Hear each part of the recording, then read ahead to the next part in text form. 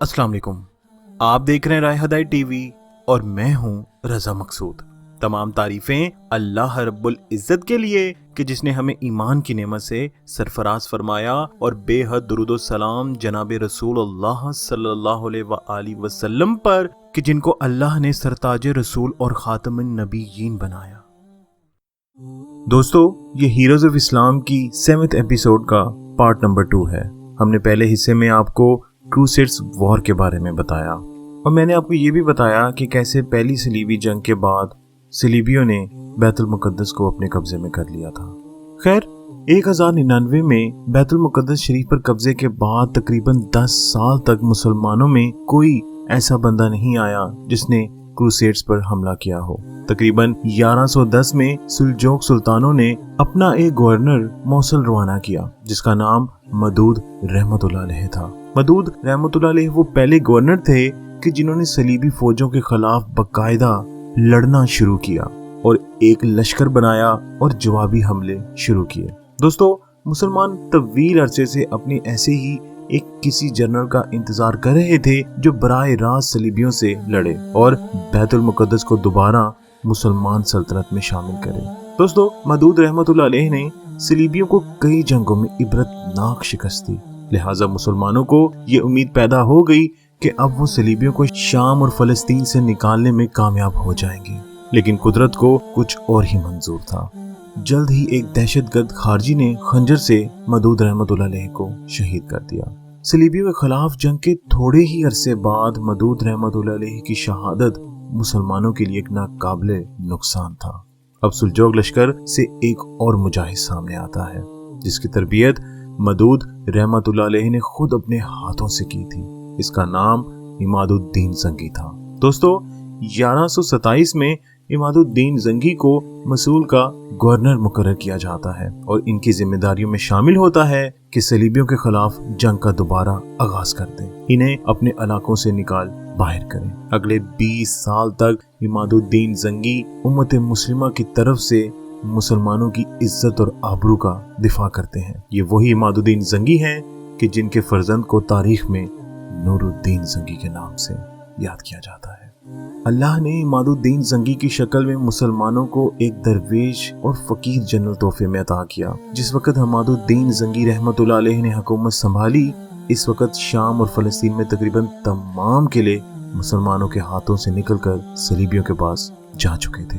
इमादुद्दीन जंगी रहमतुल्लाह अलैह को 3 तरफ से जंग का सामना था। एक तरफ से सलीबी आगे बढ़ते चले आ रहे थे और दूसरी तरफ से मुसलमानों को अपनी सफों के अंदर खारजियों का सामना था कि जिनसे तमाम मुसलमान की आदत को खतरा लाहक था।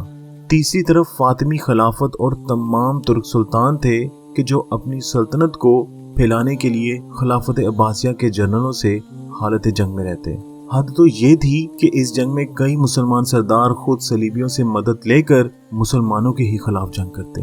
इस तरह 1140 में इमादुद्दीन जंगी के खिलाफ दिमिश्क के हुक्मरानों ने सलीबियों से मदद मांगी। चुनाचे इमादुद्दीन जंगी रहमतुल्लाह अलैह को सलीबियों और मुमलकों की ज्वाइंट फौज के साथ जंग करना पड़ी। मगर इन तमाम मुश्किलात के बावजूद इमादुद्दीन जंगी रहमतुल्लाह अलैह सलीबियों को शिकस्त देते हुए आगे बढ़ते गए।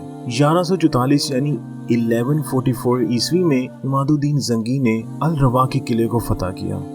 दोस्तों, पिछले 50 सालों में ये पहला किला था जो मुसलमानों ने सलीबियों से छीना था। ये सिर्फ एक आगाज था मुसलमानों की जंगी कामयाबियों का और फिर मुसलमान उसके बाद जंगों में सलीबियों को मुसलमान इलाकों से बाहर निकालने लगे।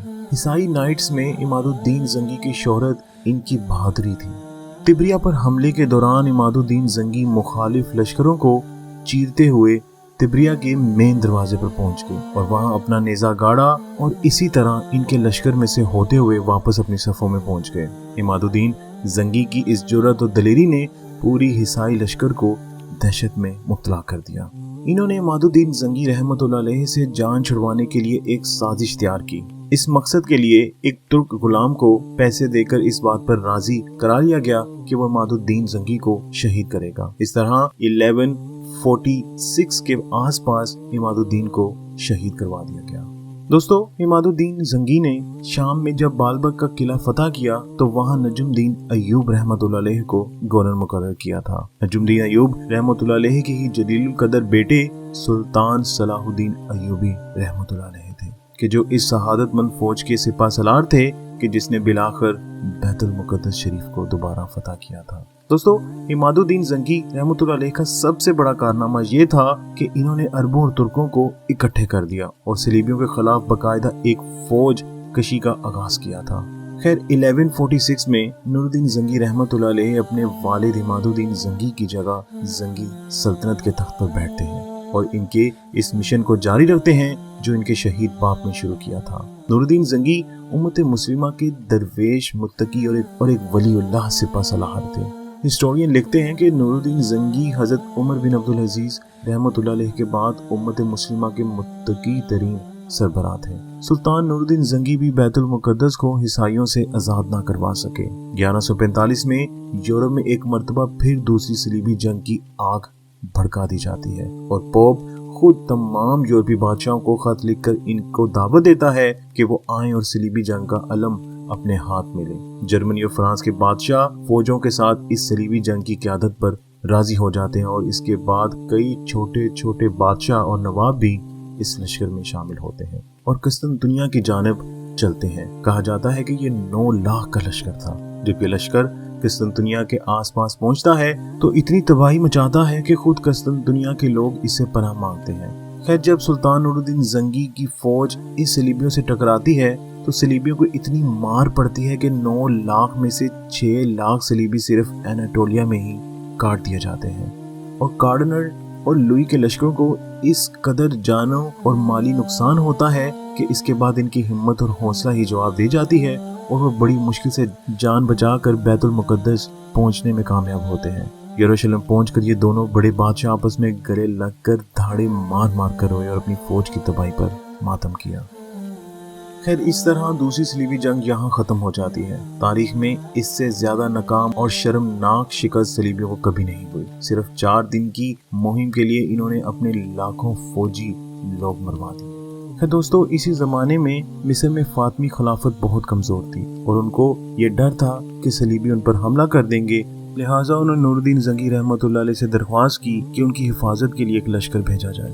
लिहाजा इन्होंने अपने बेहतरीन सिपा सलार असदुद्दीन शेर को कि जो नजमुद्दीन अय्यूब के भाई थे, इनके होनहार भतीजे सलाहुद्दीन अय्यूबी के साथ मिस्र रवाना किया। दोस्तों, इस वक्त सलाहुद्दीन अय्यूबी उम्मत मुस्लिमा के एक नए जनरल की हैसियत से उभर रहे थे। कुछ अरसे के बाद असदुद्दीन शेर का मिस्र में इंतकाल हो जाता है और इनकी जगह सलाहुद्दीन अय्यूबी रहमतुल्लाह अलैह फातमी सल्तनत के वजीर आजम मुंतखब हो जाते हैं। मिस्र के लिए खतरा तो टल जाता है, लेकिन इस दौर में भी फातमी खिलाफत इस कदर कमजोर हो चुकी थी कि इसके अपने पांव पर खड़ा होना नामुमकिन हो जाता है। सलाहुद्दीन अय्यूबी जब ये देखते हैं कि फातमी खिलाफत को अगर बरकरार रखने की कोशिश की गई तो इसमें उम्मत मुस्लिमा को शदीद नुकसान पहुंचेगा और उम्मत मुस्लिमा के इत्तेहाद के लिए ये भी जरूरी था कि शाम और मिस्र को इकट्ठा कर दिया जाए। लिहाजा इन्होंने मिस्र की खिलाफत को खत्म करते हुए इसको जंगी सल्तनत में शामिल कर दिया। अब नूरुद्दीन जंगी इराक, शाम और मिस्र के सुल्तान बनकर मुसलमानों के सामने आते हैं।